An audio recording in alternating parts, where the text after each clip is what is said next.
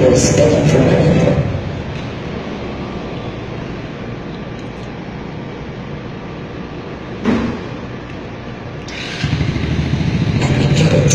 In response to God's amazing grace, we give too, and Paul generally wanted everyone to understand.